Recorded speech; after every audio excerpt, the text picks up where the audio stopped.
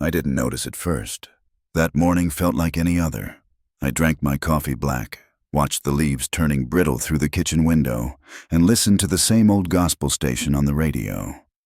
The house was still, too still for a Saturday. My grandson's toys were neatly tucked away. No cartoons, no footsteps, just the clink of my spoon in the mug. That's when I walked to the drawer. My keys weren't there, not in the bowl by the door either. I checked the usual spots once, then twice. I even lifted the stack of mail on the counter like I was expecting them to have slipped underneath. Nothing. My chest went tight, not from panic, but from something older, something quieter. I knew what had happened. She had taken them. Not to protect me, no. It wasn't about my driving. I passed the renewal test last fall. It wasn't about safety either. I never drove more than a few blocks to the store. It was about control. Her name is Melissa. And she married my son, Kyle, 8 years ago. At first, she was kind, smiled at my jokes, made me a plate at dinner. But something shifted after I moved into the guest room last year. It was supposed to be temporary, just until my sciatica settled. But temporary started to feel permanent the day she began deciding when I could see my grandkids, when I could come and go, and now, even when I could drive. I stood in that silent kitchen, my coffee going cold, and I felt a familiar ache in my ribs. Not from the arthritis, from being sidelined in my own family, dismissed like a piece of old furniture too bulky to throw out, but too awkward to leave in the middle of the room. What she didn't know, what no one knew, was that behind the garage door, tucked under an old tarp, was my Buick. A 1987 Riviera, 2-door, champagne paint, leather seats cracked with time. She thought it hadn't run in years. Hell, Kyle probably forgot it existed. But I had kept it tuned, quietly, with the help of a local mechanic named Oscar, who still believed in carburetors and decency. I remember Melissa once laughed when I said I'd never sell that car. "Who'd buy it?" she said, shaking her head. That was 3 Christmases ago. I didn't respond. I rarely did, because certain battles aren't won with words. They're won with, remembering who you are, even when everyone else forgets.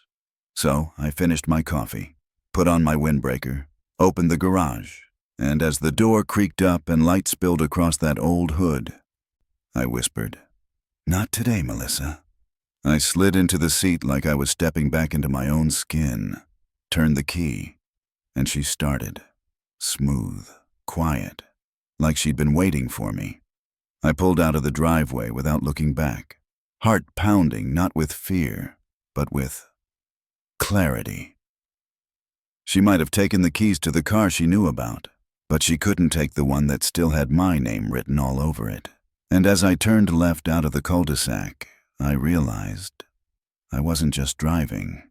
I was leaving something behind, but I wasn't sure what yet.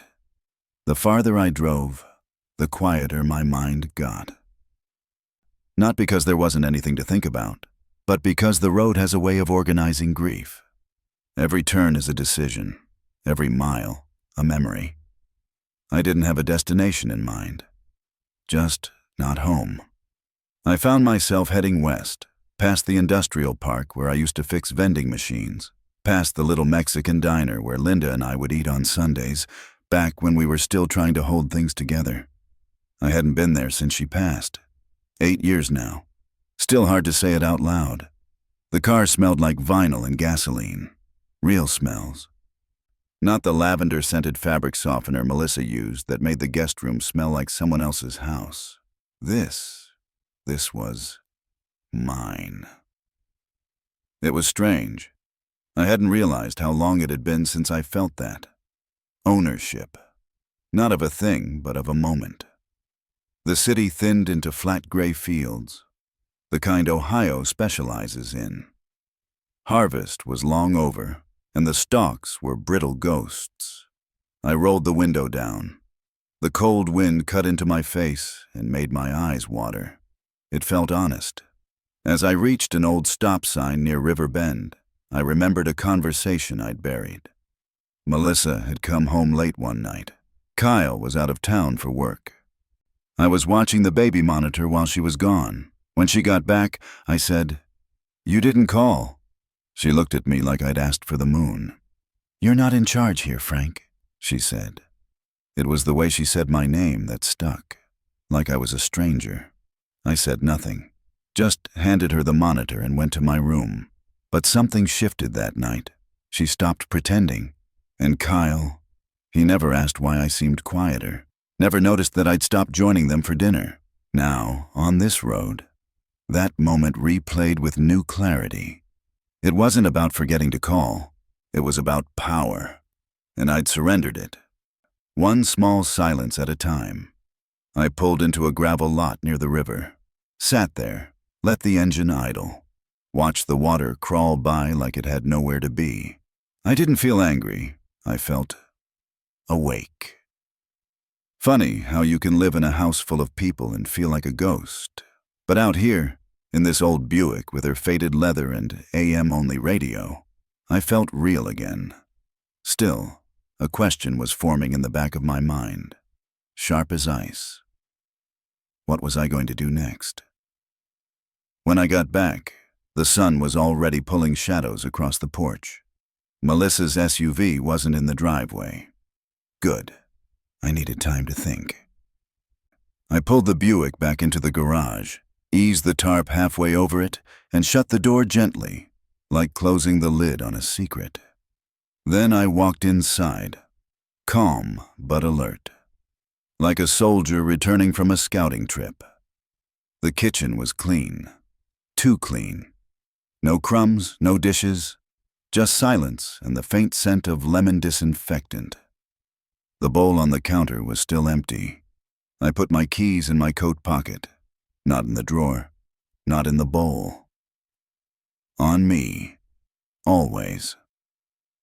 The house had that frozen-in-time feeling. You know it if you've ever lived somewhere you don't feel welcome. A place where even the air is measured. I passed Kyle in the hallway. He looked up from his phone and gave a half smile. "Hey, Dad, you okay?" It was a harmless question, but I heard what he didn't say. "Where'd you go? Did Melissa say you could drive?" I just nodded. "Yeah, just went for a ride." He opened his mouth like he wanted to ask more, but didn't. That's Kyle in a nutshell, always stopping short of the hard questions. When he was little, he used to crawl into my lap during thunderstorms. Trust, back then, wasn't spoken. It was just there. Now, he trusts routines, schedules, Melissa. Later that night, I started a notebook. Nothing fancy, just a yellow legal pad I found in the junk drawer. On the top line, I wrote, "The things I notice." Underneath, I made the first entry. Keys hidden, Melissa. Saturday morning. Then I listed more. My flannel shirts moved to top closet shelf. Phone charger missing from outlet by recliner. Cereal I like replaced with gluten-free something. Petty things maybe, but patterns matter. A man becomes invisible 1 inch at a time. I needed proof. Not for them, but for myself. Melissa came in later, holding her purse like a shield. "Did you go out today?" she asked. Her voice was light, but her eyes were scanning. I just nodded. "Oh," she said, tilting her head. "I thought we agreed you'd let us know." We hadn't. She had. "I didn't go far," I said, and let it hang. She narrowed her eyes. Just slightly. Not enough to argue, but enough to register that something had shifted. I went to my room, shut the door, sat on the edge of the bed and stared at the pad in my lap. I wrote one last line. She's scared now, but not of me, of what I remember. And for the first time in months, I smiled.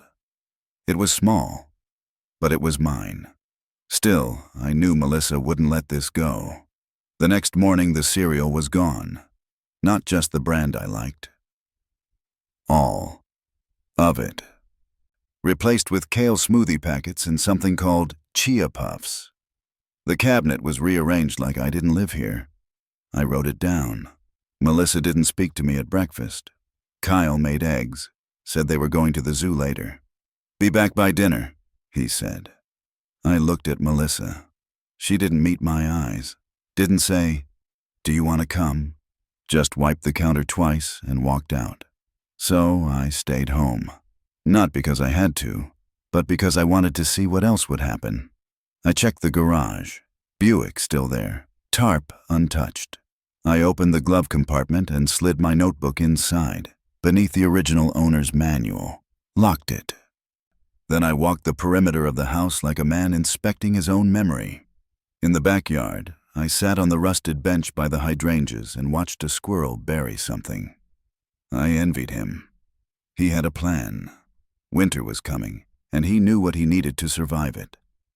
Around noon, I found my late wife's old wind chimes in the basement. I thought they were lost. Linda had bought them the summer Kyle turned 6. I hung them on the back porch. The sound, soft, clear, haunting, was like a ghost tapping gently on my shoulder. I remembered her voice that night, after we'd had a fight about money. She'd said, Frank, I married a man who made decisions. Don't let life turn you into a ghost. That line, don't let life turn you into a ghost, sat with me all afternoon. By sunset, they were back. Melissa looked surprised to see me sitting in the living room, like I was in the wrong chair. Kyle said, Zoo was great. You should have come. I looked at Melissa. Wasn't invited. He blinked, confused. Oh, I thought, never mind. She changed the subject, fast. Asked if I'd mind taking my dinner to my room. Said they had friends coming over for game night and needed the space. I didn't argue. I took the plate. But not before writing one more line in my head.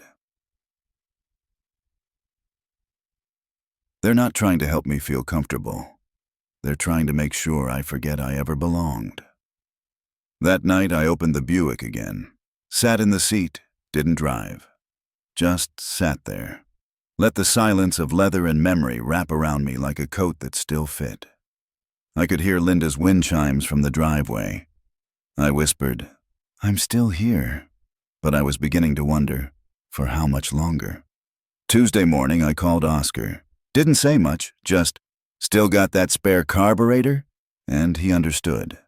We'd known each other since '92. He knew how to read between the lines. Meet me at Dee's, noon, he said. Dee's Diner hadn't changed in 30 years. Same cracked red booths, same waitress who called everyone on. It smelled like burnt toast and old men's stories. I felt safer there than I had in months. Oscar slid into the booth across from me, chewing toothpicks like always. You driving her again? I nodded. Figured you would eventually. What's going on? I took a long sip of black coffee. Then I told him. Not all of it, but enough. About Melissa hiding the keys. About the way she looks through me like I'm furniture. About Kyle vanishing behind a smile and silence. About the notebook. Oscar didn't flinch. He just said, Want me to stash it at the shop? Somewhere she can't find it? I considered that, but no. It stays with me, I said. If she finds it, she finds it. Let her know I see everything. He nodded. You thinking about leaving? I didn't answer. I didn't need to. Back home, I found the door to the garage locked. Melissa had installed a new padlock. No explanation. Just a silver lock with a little tag that read, Do not remove. I stood there staring at it for a full minute. Then I wrote it down. New padlock on garage. No key given. Saturday. She hadn't spoken to me in 2 days. Kyle still smiled like everything was normal, like his father's world wasn't being boarded up plank by plank. That night, I pretended to sleep early. Around 11, I crept out, used the spare key I'd hidden years ago to get into the basement where the old breaker box still hummed like a secret. I flipped the switch to the garage. In the dark, I used bolt cutters I'd hidden back in April, just in case. The lock snapped with a quiet click. The Buick was right where I left her, like a friend who doesn't ask questions. I slid behind the wheel, ran my hand over the cracked dash, whispered, "Soon." I didn't know exactly what I was preparing for yet, but I knew it would come. Wednesday morning, I took back the flannel shirt. The red one Linda always said made me look like a lumberjack. Melissa had stuffed it on the top shelf of the hall closet, like it didn't belong in the rotation. I pulled out the step stool, reached up, and brought it down like I was reclaiming sacred ground. It smelled faintly of cedar and thyme. I wore it all day. She noticed. Didn't say a word, but I saw her eyes linger when I walked past, like she was seeing a version of me she'd tried to pack away. Later, I found the mug. My mug. Navy blue with a chipped handle and the word Dad worn half off. It had been in the back of the lowest cabinet, behind juice boxes and sippy cups. I washed it, dried it, drank my coffee from it without asking permission. These were small things, but they felt enormous. That afternoon, while digging through a storage bin in the basement, I found a box labeled Miss Sass 2017. It was filled with things from when I sold the house. Books, old paperbacks, keys to who knows what. And there it was. My old answering machine. Dusty. Yellowing. I plugged it in out of curiosity. It blinked once. One new message. I pressed play. It was Linda. "Hey, Frank. Just calling to say I love you. I know you've been feeling lost lately, but don't disappear, okay? You've got too much heart for that. I'm making your favorite for dinner. Hurry home." The timestamp said June 14th, 2015. She died 3 months later. I sat there, alone in the basement, and listened to it 5 times. Didn't cry, didn't need to. I just sat with it. Melissa's been colder since the lock incident. She didn't ask how it came off. She knows I know. And that scares her. Kyle, still silent, still smiling. I've stopped expecting him to choose sides. Some men float through life like driftwood, harmless, shapeless, directionless. I raised him better, but maybe that's the part I failed. That night, I added 3 more lines to the notebook. Red flannel recovered. Dad mug returned to circulation. Message from Linda found. Then I wrote, "These aren't just things. They're reminders. Proof I haven't vanished." And I realized something. She's not afraid of me becoming helpless. She's afraid of me remembering I'm not. I sat at the dinner table that night. Didn't ask. Didn't wait to be told where to eat. Just walked in, pulled out the chair at the far end, and placed my plate down like I'd never left. Melissa looked up from her salad, blinked once, then kept chewing. Kyle cleared his throat. "Hey, Dad, everything good?" I nodded. "Smells great." They ate. I ate. The kids talked about school. I listened. No one mentioned that for the last 4 months I'd been eating in the guest room like a stray dog in my own home. Melissa passed me the pepper without a word. That was her move. Make it look normal so no one sees the cracks forming. But I saw them. After dinner, I cleared my plate and rinsed it in the sink. Small acts, loud symbols. Later, the phone rang. Landline, not cell. It was one of Kyle's old friends from high school, someone I used to coach in baseball. I answered it without asking. "Coach Delaney?" he said, surprised. "Haven't heard that name in a while," I replied, smiling. Melissa appeared in the hallway, arms crossed. "We usually let it go to voicemail," she said, voice tight. I shrugged. I still know how to say hello. That night, I heard the whispering again. Kyle's voice, hushed. He's just going through something. Melissa. No, he's pushing back, and if we don't stop it now. I didn't catch the rest. Didn't need to. The next morning, my flannel was missing again. So was the mug. The garage door wouldn't open. The breaker flipped, clearly on purpose. I laughed quietly. Wrote it all down. I sat on the back porch with Linda's wind chimes and thought about boundaries. Mine had eroded slowly. Not with big betrayals, but tiny surrenders. Saying yes when I meant no. Saying nothing when I should have said, "This is not okay." Now I was drawing them again, not with fists or shouts, but with presence, with showing up in rooms I'd been quietly removed from. Kyle came out back around dusk, sat beside me. "You okay?" he asked. I looked at him, really looked. "You were 12 when you asked me if real men cry," I said. "Remember what I told you?" He shook his head. I said yes, but they don't apologize for taking up space. He didn't respond, just stared at the grass. He wasn't ready, but I was. And Melissa, she'd started a war of silence. She had no idea I'd already won the first battle just by showing up. She found me in the garage. Lily, 7 years old, smarter than anyone gave her credit for. I was sitting in the Buick with the door open, engine off, just listening to the wind rattle the siding. She slipped in like a shadow, sneakers quiet on the concrete. "Hi, Grandpa," she said. I smiled. "How'd you get out here?" She shrugged. "Mom's folding laundry. I said I had to pee." I laughed. She climbed into the passenger seat, legs too short to reach the floor. Looked around like she was in a spaceship. "This your car?" "It is." "Why don't you drive it more?" I thought about lying, then didn't. "Because not everyone likes me having something that's mine." She furrowed her little brow. "That's dumb." "Yeah," I said. "It is." We sat there, quiet. Then she said something that stuck. "Mom says you forget stuff, but I don't think you forget." I turned to her. "What makes you say that?" "You remember my birthday, and my jelly flavor, and how I don't like scary cartoons."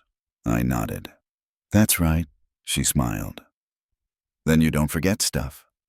She stayed another minute, then hopped out. "I'll say I was getting juice." She ran off. I stayed in that car a while longer, the sound of her voice echoing like a promise I didn't know I needed. Later that afternoon, I found a bag of my old clothes by the curb. Winter coat on top, my best one. The one Linda bought me our last Christmas together. She'd stitched a patch on the inside that read, "Warm hands, warmer heart." I pulled the bag back inside. Melissa saw me through the window. Didn't say a word. That night I checked the basement.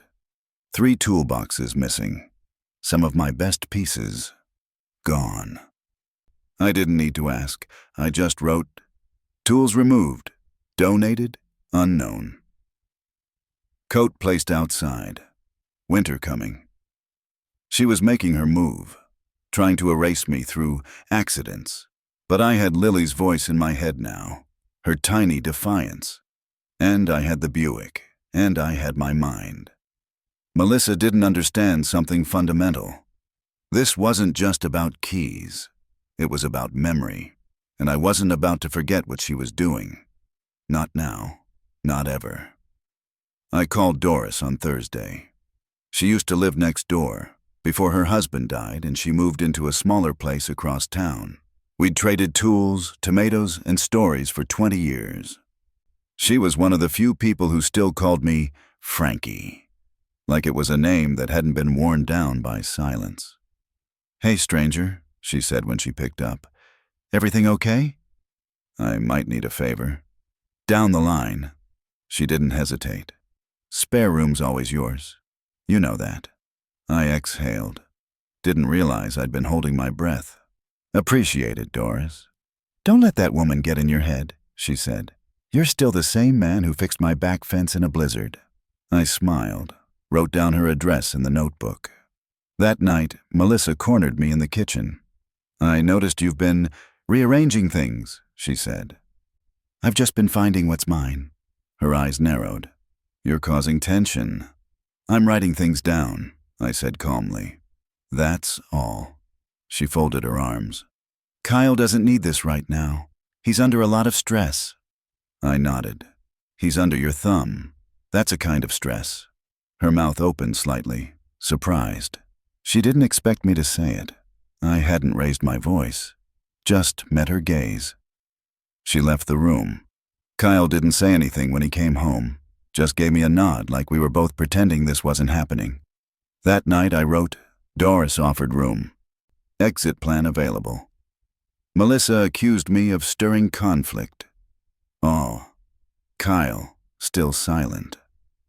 Then I added, "This isn't revenge. It's preservation." The next morning, Lily looked at me across the breakfast table and said, "You look taller today." Melissa froze. Kyle looked confused, but I knew what she meant. I smiled. Maybe I remembered how to stand up straight. I'd forgotten how good that felt. It happened on a Sunday. They thought I was in my room, but I was in the hallway, checking the weather on the porch when I heard it. "Melissa, he's not stable, Kyle. He's forgetful. He's sneaking around. The kids are starting to notice." "Kyle, he's just old, Mel. Don't turn this into something bigger." "Melissa, it is bigger. He could wander off, or hurt himself, or one of them." I stepped back, quiet. There it was, the real play. Not just erase me from the house, but from the narrative. Reframe me from burden to danger. When Kyle came outside an hour later, I asked, "You think I'm unsafe?" He hesitated. "No, of course not. It's just, you've been acting different." "I've been remembering who I am." He didn't answer, just looked tired. Too tired to fight her. Too scared to fight me. That night, I copied every entry from my notebook into a second one, stored it at Oscar's shop. Then I recorded a short video on my flip phone, just me, sitting in the Buick. "My name is Frank Delaney. I'm of sound mind. If anything happens to me, or if I disappear from this home, it wasn't my choice. And I want this record to show what's been happening to me since I moved in." I stored the phone in the glove box. Linda would have been proud. She always said, "Document the truth, even if no one's asking." The next day, Melissa asked me casually, "Have you thought about moving into a facility? Just something with support, for men your age." I smiled. "Like a kennel?" She flinched, just a blink. But I saw it. "No," I said. "I haven't thought about that."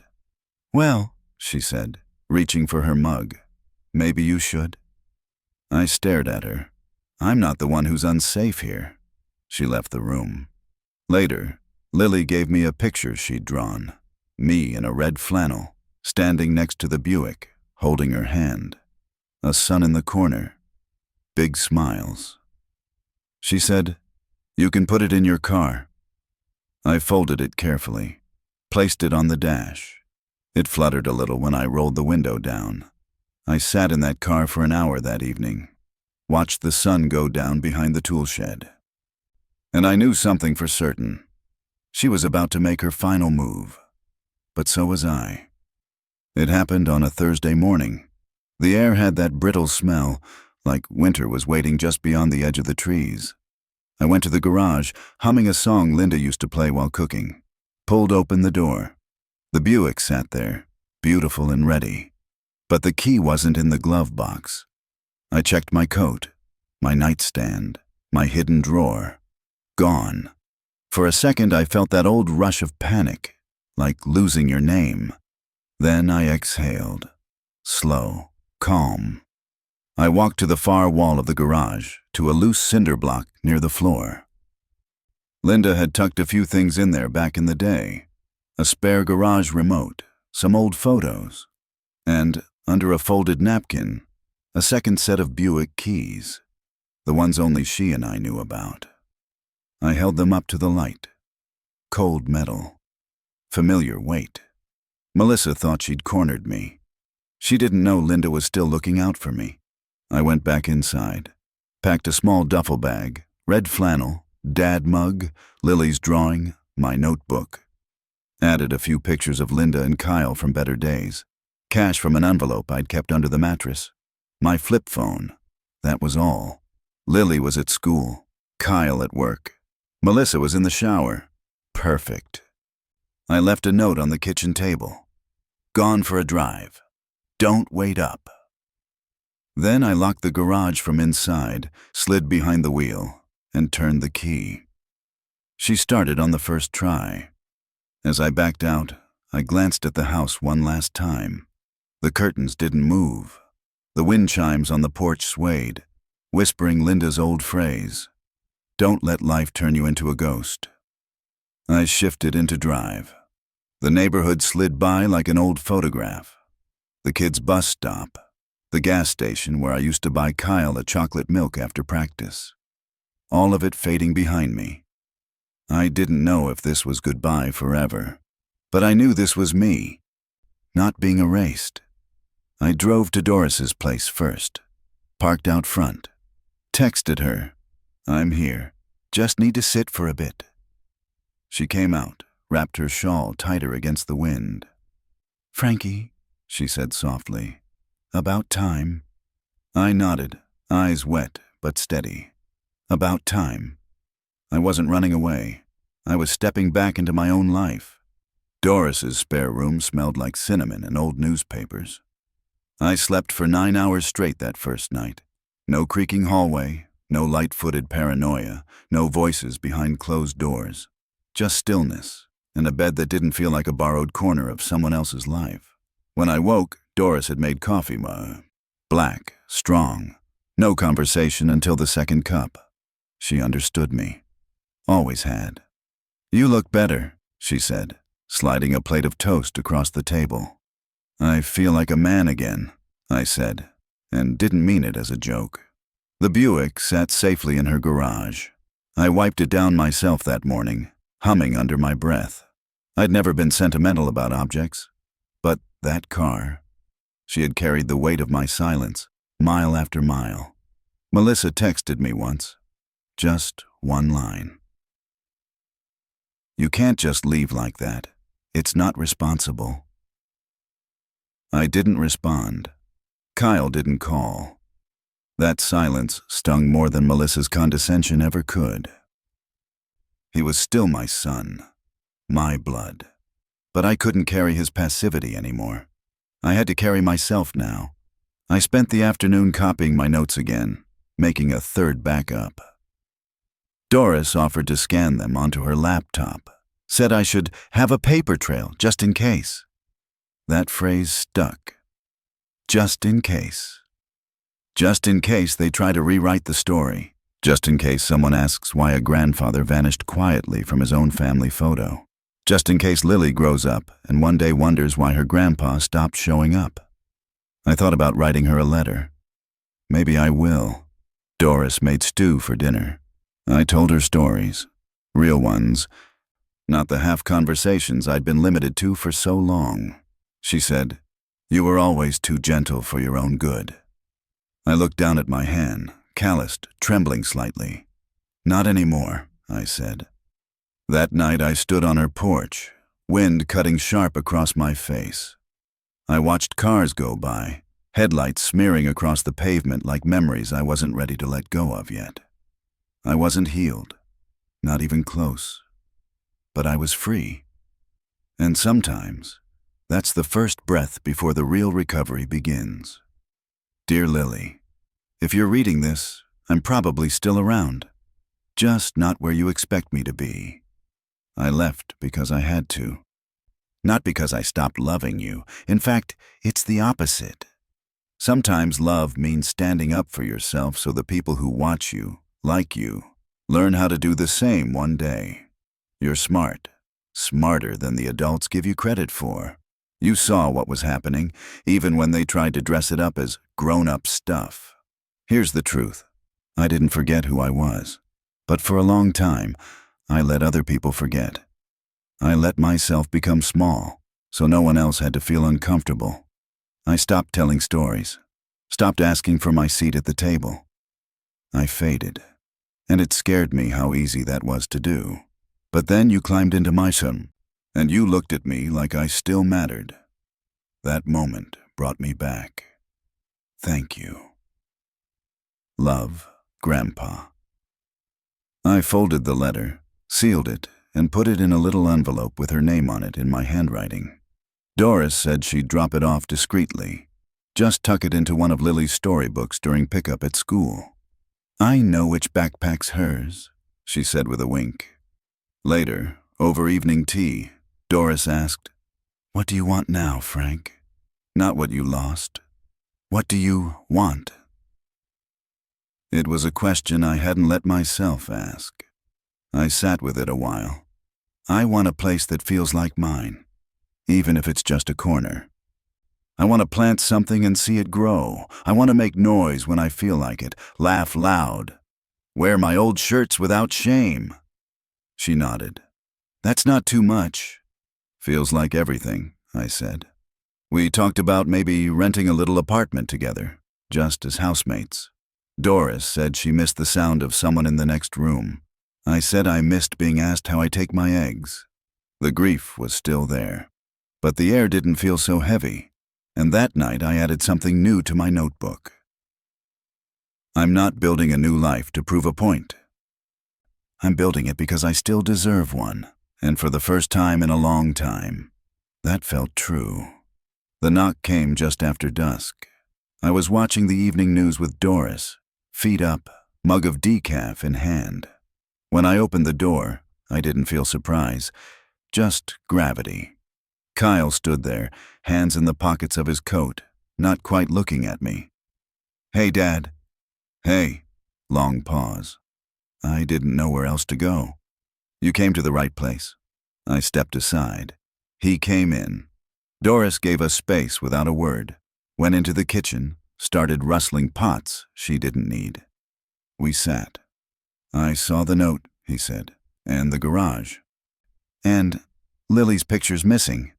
"I took it," I said. Another pause. He looked tired. Not just work-tired, guilt-tired. "I didn't know things were that bad," he finally said. I nodded slowly. "You didn't ask." He flinched like I'd slapped him. I thought you were okay. You never said—" "I did. In 1,000 ways you didn't listen to."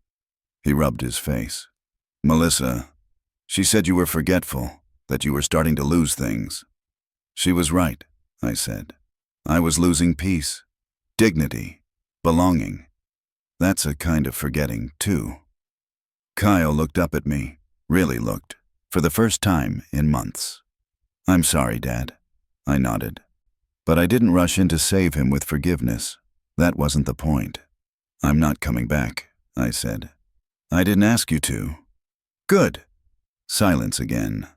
But this time, it felt earned. "I miss you," he said finally. "I miss who you used to be." He blinked. I sighed. "But maybe we both still have time." He looked at his shoes. "Melissa doesn't know I'm here." I figured. He stood to go. "Can I come back sometime, just to talk?" I nodded. "Bring Lily next time." That night I wrote, "Kyle came. Said he didn't know." I told him he did. He just looked away. But maybe there's still a door cracked open. I didn't feel triumphant, but I did feel seen, and that was enough, for now. We toured 2 places that week. Tiny apartments, one with a crooked porch, one with yellowing wallpaper and a view of the parking lot. Both smelled faintly of someone else's past, but they were clean slates, and that's what mattered. Doris walked beside me, holding a notebook. "This one's got good light," she said, tapping her pen at the window. "Good for what?" I asked. Whatever you decide to grow. That stuck with me. We didn't sign anything yet. No pressure. Just possibilities. Meanwhile, I started volunteering twice a week at the hardware co-op downtown. Just helping folks who reminded me of myself. Tight joints, tight budgets, tools that had outlived instruction manuals. I showed one guy how to fix a leaky faucet with a spoon and grit. He offered to buy me lunch.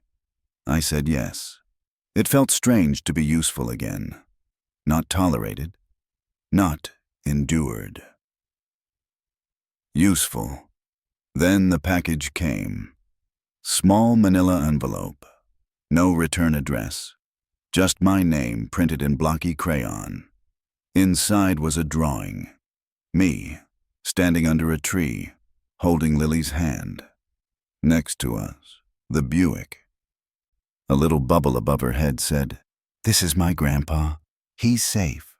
No note, no explanation. I didn't need one. I pinned it to Doris's fridge. She didn't ask, just smiled. That night I sat on the porch, sipping tea as the wind picked up. Leaves rustled like paper-thin memories, falling softly. I didn't feel sad. I felt still. That's different than being stuck. Stillness has grace. I wrote in the notebook. Lily sent a picture. I'm still in her world. That's all the proof I need that I exist. Somewhere, Melissa was probably still spinning her story, but I had my own now, and I was writing it, page by page. I hadn't visited her in 2 years. Linda's grave was tucked in the northeast corner of Maple Lawn Cemetery, near the willow tree she always loved. She used to say it made the wind sound like it had secrets. I brought flowers, nothing fancy, just white mums. She hated store-bought roses. "Too stiff," she'd say, like they forgot they were alive. The ground was soft from rain. My knees cracked as I crouched. "Hey," I whispered. The wind moved like breath. "I left," I said. "Finally." I told her about the Buick, about Melissa, about the notebook, about Lily climbing into the front seat like she'd always belonged there. I didn't cry. Not this time. I just sat beside the stone and let her hear my life. I kept disappearing, Lynn, little by little. You were the last person who really saw me. I paused. But maybe that's changing. I pulled the letter I'd written weeks earlier, one I'd never mailed, folded it twice, tucked it beneath a stone at the base of her marker.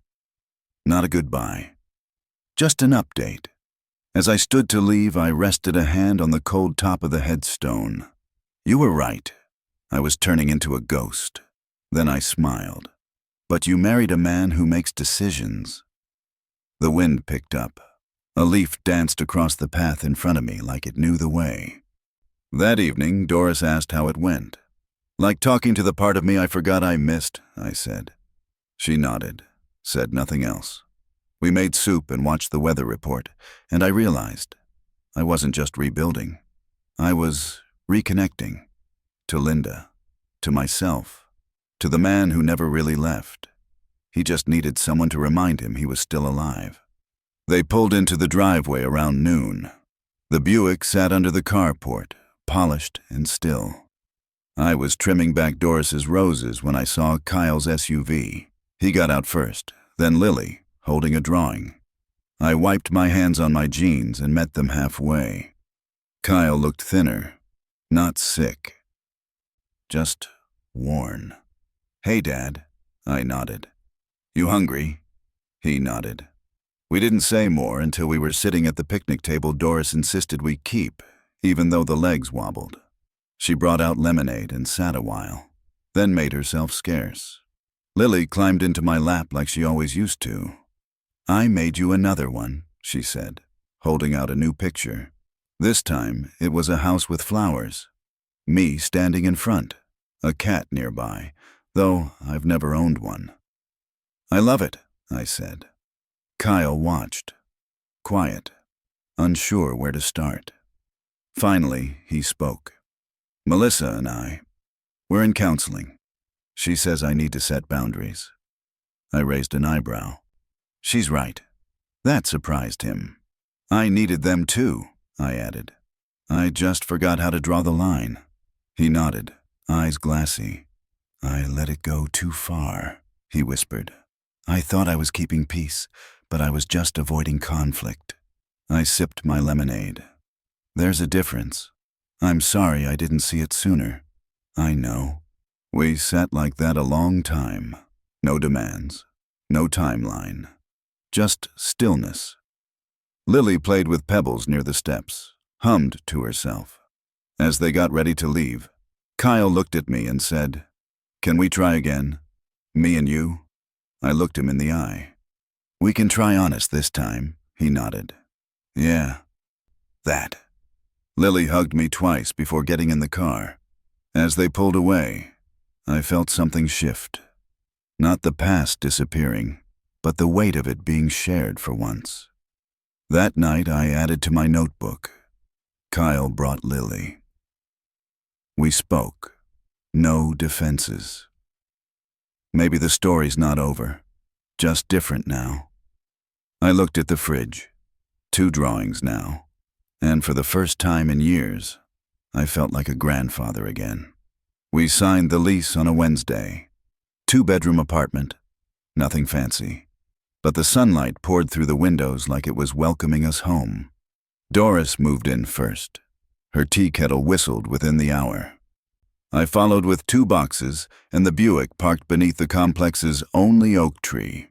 The property manager asked if I wanted the senior discount. I said yes. It felt good to claim my age on my own terms. The first thing I unpacked was Lily's drawing. I hung it on the kitchen wall with a thumbtack and no apology. Right next to it, I placed the second one, the house with flowers and a cat I never had. My story, in crayon. I set up a small desk in the second bedroom. It's not much, just a lamp, my notebook, and a tin of pencils. But it's mine. I spent the afternoon organizing my tools. Not out of need, just habit. I like the sound of metal against wood, like memories sliding into place. That night I sat down and began to write something I hadn't yet. A letter to myself. Not the version of me who got quiet. Not the man who let his world shrink room by room, but the man who remembered. I wrote, "You didn't vanish. You were buried, and you clawed your way back. You lived through silence, through small humiliations, through the sting of being overlooked, and you came out still whole. Not perfect, not untouched, but alive." The Buick's keys now sit in a ceramic bowl by the door. No one hides them. No one dares. Sometimes Kyle texts. Short things. "Thinking of you." Lily says hi. It's enough for now. Doris makes chili on Sundays. I hum when I sweep. The wind outside the window doesn't sound like a threat anymore. It sounds like air moving through a life. My life. And in that life, I take up space. Every single day.